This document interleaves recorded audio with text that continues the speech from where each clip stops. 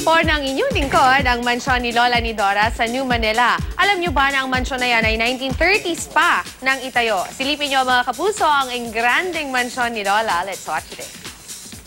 Good morning mga kapuso! Alam niyo ba kung nasan ako ngayon?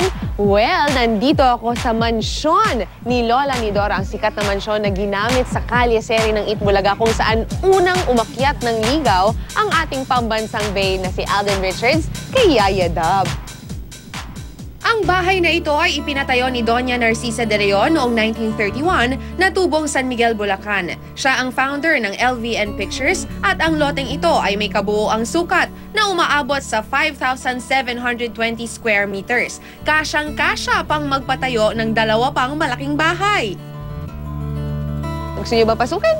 Samahan niyo ako. Yan. O, di ba? Nakita nyo naman, paakyat pa lang ng hagdanan. Antigong-antigo. Yung hagdanan daw na ito ay gawa sa Nara. At ito ay hindi pa napapalitan. Original yan simula pa noong 1931. I'm sure, naaalala ninyo ang hagdanan na ito. Sino ba naman makakaliwat? Hindi ba? Hi, Yaya Dab. Paborito. Ay! Yaya! Very good! I love it! I love it! Patingin ng likod! Ayoko yan! Ayoko yan! Very, very low! At dito sa sofa na to, unang nagkatabi si Yaya Dab at si Alden. Pero hindi masyado kasi kailangan sundin nila yung rules ni Lola ni Dora na ibinigay na 1 foot away sila.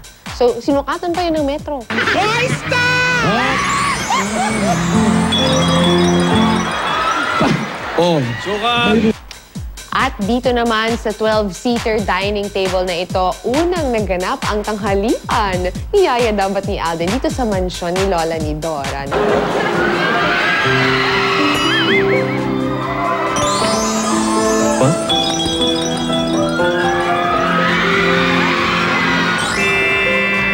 Nakita nyo naman itong lamesa, yung mga upuan.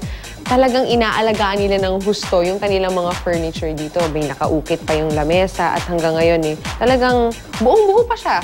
Walang pagbabago. Ilan sa mga antigong muebles na makikita rito ay ang buffet cabinet at center table na ito. Isa pang nakakamanghang disenyo at gamit dito ay ang glass steel door at garden set na parehong gawa ng arte Espanyol noong unang panahon pa. Ang 2-story mansion na ito ay merong sinaunang style ng elevator. Mga kapuso, sana po nag-enjoy kayo at naaliw kayo sa ating house tour sa mansyon ni Lola ni Dora. So sa uulitin, sa susunod na pag-akyat ng ligaw, susundan pa rin natin yan. See ya!